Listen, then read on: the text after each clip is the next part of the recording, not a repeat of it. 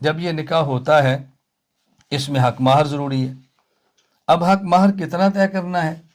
حق مہر میں بنیادی طور پر دو چیزیں۔ نمبر ایک، اتنا زیادہ نہ ہو کہ لڑکا ادا نہ کر سکے، اور اتنا کم نہ ہو کہ لڑکی کو اپنے خاندان اپنی سہیلیوں میں بتاتے ہوئے شرمندگی محسوس ہو۔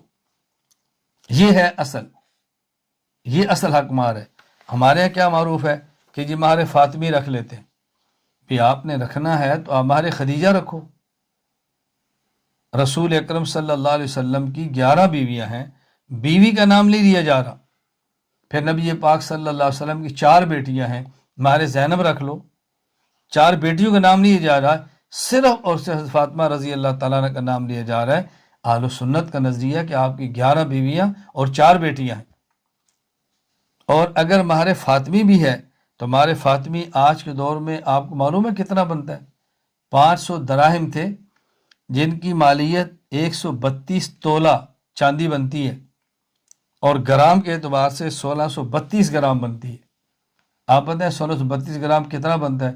ہم کہتے ہیں جی مہر فاطمی رکھ لو، 500 دے دو۔ 500 مہر فاطمی کہاں سے ہوا؟ یہ بات اچھی طرح ذہن نشین فرما لیں کہ حق مہر میں بنیاد کیا ہے، اور یہ لڑکے نے ادا کرنا ہے۔ ایک بار میں خود نکاح پڑھا رہا تھا تو میں نے لڑکے سے پوچھا حق مہر کتنا ہے؟ اس نے اپنے والد کو دیکھنا شروع کیا۔ میں نے پوچھا بھی تیرا نکاح ہے تیرے ابے کا نکاح ہے؟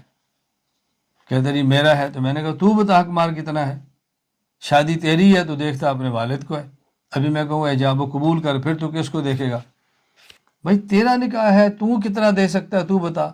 تو نکاح میں یہ 2 چیزیں حق مہر کے اندر بنیادی ہے جو میں نے عرض کیا، اس کو اچھی طرح ذہن نشین فرما لیں۔ حق مہر فوراً بھی ادا ہو سکتا ہے، رخصتی کے وقت بھی ادا ہو سکتا ہے، بعد میں بھی ادا ہو سکتا ہے۔ وہ فریقین کس بات پہ راضی ہیں، شریعت ان کو پورا اختیار دیتی ہے۔